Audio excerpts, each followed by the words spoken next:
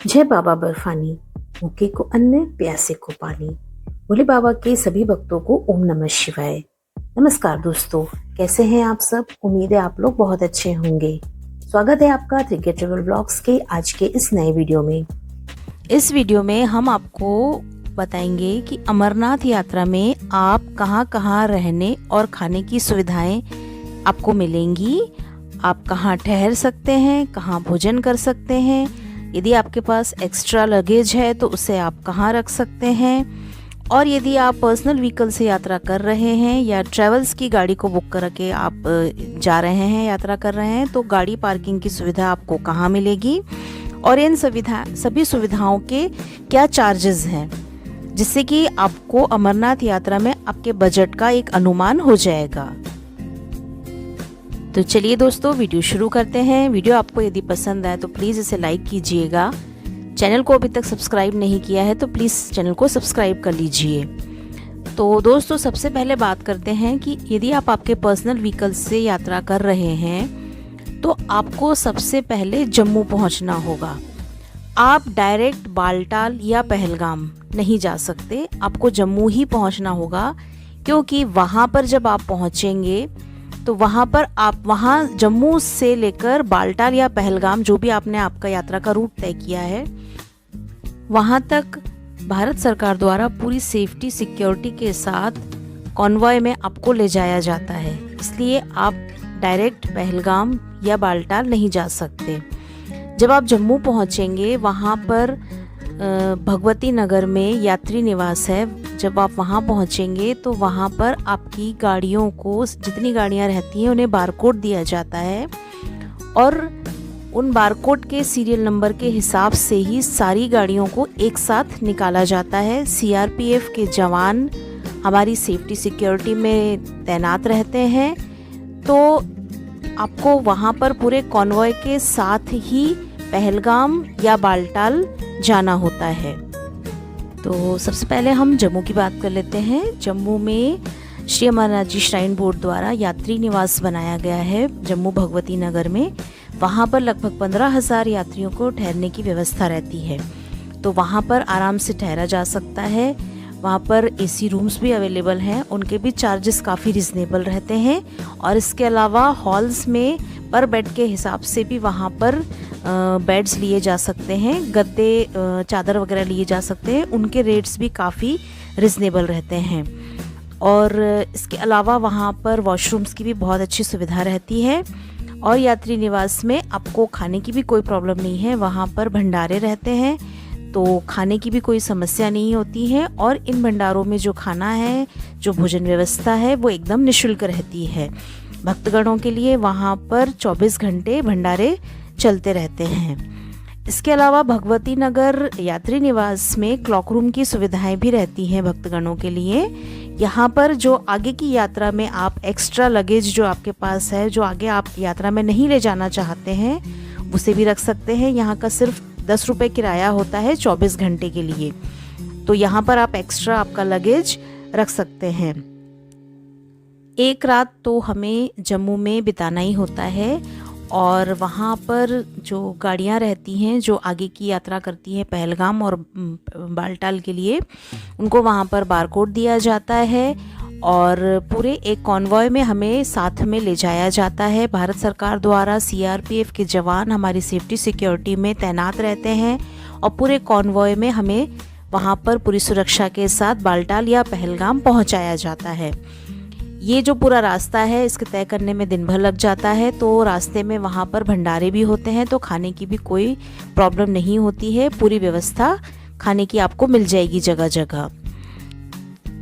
बालटाल या पहलगाम आपको पहुँचने में शाम हो जाती है, तो एक रात आपको बालटाल बेस कैंप या पहलगाम बेस कैंप पर आपको रुकना ही होता है। तो हम आपको अब दोनों जगह के बारी बारी करके आपको वहाँ की सुविधाओं के बारे में बताएंगे। सबसे पहले हम बालटाल बेस कैंप पर पार्किंग सुविधा को देख लेते हैं, उसके चार्जेस क्या हैं। पार्किंग की सुविधा आपको सिर्फ बालटाल बेस कैंप पर मिलेगी। पहलगाम बेस कैंप पर गाड़ी पार्किंग की सुविधा नहीं है, क्योंकि दोस्तों होता यह है कि जो भक्तगण होते हैं वो पहलगाम मार्ग से यात्रा तो करते हैं, चढ़ाई तो करते हैं पवित्र गुफा के लिए, मगर उतरते बालटाल मार्ग से हैं। तो वहाँ पर इसलिए गाड़ी पार्किंग की सुविधा पहलगाम बेस कैंप पर नहीं मिलती है। Base camp Baltal base camp पर ही आपको गाड़ी पार्किंग की सुविधा मिलती है। और उनके ये चार्जेस हैं जो हम आपको बताते हैं। 2 व्हीलर्स के लिए 30 रुपये, ये 24 घंटे का चार्ज है। लाइट मोटर व्हीकल्स के लिए 75 रुपये, मतलब कार वगैरह के लिए।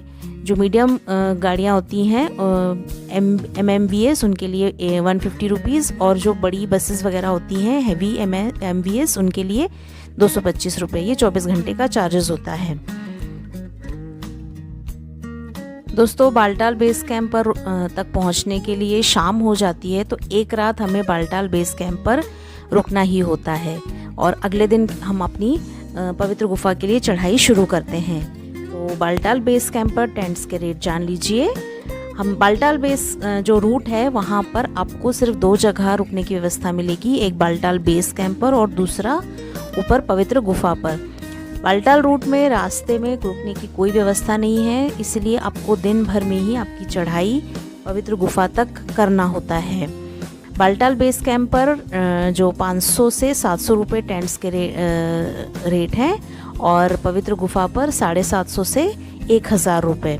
इसमें आपको मैट्रेस, स्लीपिंग बैग, कंबल और तकिया ये प्रोवाइड किया जाता है। अब हम बालटाल मार्ग पर जो हमें खाने की सुविधाएं मिलेगी उसके बारे में देख लेते हैं। वहाँ पर 6 जगह आपको लंगर की व्यवस्था मिल जाएगी। एक है बालटाल बेस कैंप, दूसरा बालटाल और डोमेल के बीच, तीसरा रेल पथरी, चौथा बरारी मार्ग, 5वां संगम स्थल और 6वां होली केव। तो रास्ते में लंगर की व्यवस्था है, खाने की कोई समस्या नहीं होती है और ये सुविधाएं निःशुल्क रहती है। आपको इसके लिए कोई चार्ज करने की ज़रूरत नहीं पड़ती है। बालटाल बेस कैंप पर आपको क्लॉक रूम की सुविधा में मिल जाती है। इसका 10 रुपये किराया होता है 24 घंटे के लिए। तो जो एक्स्ट्रा लगेज सामान है आपके पास जो आप ऊपर चढ़ाई में नहीं लेके जाना चाहते वो वहाँ पर रख सकते हैं। तो दोस्तों, ये हमने बात करी बालटाल मार्ग के बारे में कि आप यहाँ पर कहाँ पर खाना वगैरह खा सकते हैं, कहाँ पर रुक सकते हैं, कैसी व्यवस्थाएं हैं, किसके लिए आपको पैसा देना पड़ेगा और कौन सी सुविधा आपके लिए निःशुल्क है। तो अब हम बात कर लेते हैं पहलगाम मार्ग की कि पहलगाम मार्ग में आपको जो सुविधाएं हैं वो कहाँ कहाँ मिलेंगी और उसके लिए आपको क्या क्या चार्जेस देने पड़ सकते हैं। दोस्तों, जैसा मैंने आपको पहले बताया कि पहलगाम मार्ग पर पार्किंग की कोई व्यवस्था आपको नहीं मिलती है। पहलगाम मार्ग पर आपको रुकने की और खाने की अच्छी व्यवस्थाएं मिल जाती हैं। दोस्तों, ये रास्ता 48 किलोमीटर का है, तो इसको पार करने में समय लगता है। लगभग 3 दिन लग जाते हैं इस मार्ग से यात्रा करने में और पवित्र गुफा तक पहुंचने में। लेकिन यहाँ पर रास्ते में आपको रुकने की भी काफ़ी सारी व्यवस्थाएं मिल जाएंगी और भोजन की भी काफ़ी सारी जगह भोजन की व्यवस्था भी मिल जाएगी। तो पहलगाम मार्ग में देख लेते हैं। पहलगाम मार्ग में आपको एक मनीगाम, दूसरा नुनवान, तीसरा चंदनवारी, शेषनाग और पंचतरनी, ये 5 जगह आपको रात रुकने की व्यवस्था मिल जाएगी। और यहाँ के टेंट्स के रेट्स भी मनीगाम में 350 से 480, नुनवान में 250 से 350, चंदनवारी 275 से 375, शेषनाग में 400 से 450 रुपये, पंचतरनी 500 से 550 रुपये। ये पर बेड पर डे का एक नाइट का रेंट है। इसमें आपको मैट्रेस, कंबल, स्लीपिंग बैग और तकिया मिलता है। इसमें आपको फ्लोर पर बेड और पलंग पर बेड इस तरीके से टेंट के चार्जेस रहते हैं। तो आप आपकी सुविधा के हिसाब से, आपकी बजट के हिसाब से टेंट जो है रेंट पर ले सकते हैं। दोस्तों, पहलगाम मार्ग पर आपको जगह जगह लंगर व्यवस्था भी मिल जाएगी। यहाँ पे आपको 11 जगह लंगर मिल जाएंगे। एक नुनवान, दूसरा चंदनवारी, तीसरा चंदनवारी और पिस्सू टॉप के बीच में, चौथा पिस्सू टॉप, 5वां जॉर्जी बॉल, 6वां नागकोटी, 7वां शेषनाग, 8वां वावबेल, 9वां 5 पोशपत्री, 10वां केलनार और 11वां पंचतरनी। ये आपको 11 जगह लंगर की व्यवस्था मिल जाएगी, भोजन व्यवस्था आपको मिल जाएगी। यहाँ पर भी आपको कोई चार्ज नहीं लगेगा, ये व्यवस्था भी निःशुल्क होती है। तो आपको पूरे रास्ते खाने की कोई समस्या नहीं होगी। अमरनाथ यात्रा में आपको 4 जगह क्लॉक रूम फैसिलिटी में मिल जाएगी। यहाँ पर आप आपका एक्स्ट्रा लगेज रख सकते हैं। एक है यात्री निवास जम्मू भगवती नगर, दूसरा पहलगाम मार्ग में नुनवान पर, तीसरा बालटाल पर और चौथा होली केव यानी पवित्र गुफा पर। यहाँ पर चार्जेस भी लगभग 10 रुपये होता है 24 घंटे का।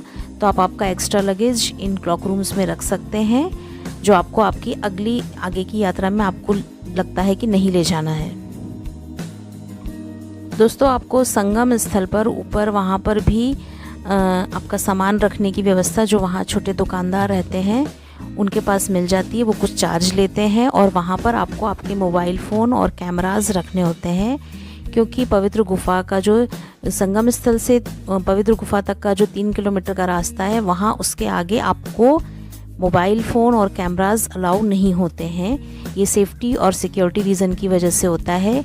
तो आप आपका कीमती सामान आपके साथ लेके जा सकते हैं, जैसे ज्वेलरी या पैसे वगैरह, लेकिन मोबाइल फ़ोन और कैमरास वहाँ पर अलाउ नहीं होते हैं। तो वहाँ संगम स्थल पर जो आसपास छोटी दुकानें होती हैं, वो भी आपको सुविधाएं देते हैं सामान रखने की। दोस्तों, मैं उम्मीद करती हूँ इस वीडियो में जो मैंने आपको जानकारी दी है वो आपके लिए लाभदायक होगी, और यदि आप श्री अमरनाथ जी यात्रा पर जाना चाह रहे हैं तो ये जानकारियाँ आपके काम आएंगी। तो ये वीडियो यदि आपको पसंद आया हो तो इसे प्लीज़ लाइक कीजिएगा। चैनल को सब्सक्राइब नहीं किया है तो चैनल को सब्सक्राइब कर लीजिए, नोटिफिकेशन बेल ऑन कर लीजिए, ताकि आपको आने वाले वीडियोस के बारे में जल्दी से अपडेट मिलता रहे। अमरनाथ यात्रा के बारे में जो भी अपडेट्स होंगे वो हम आपको आने वाले वीडियोस में देते रहेंगे। तो हमारे साथ बने रहिए। मिलते हैं नेक्स्ट वीडियो में।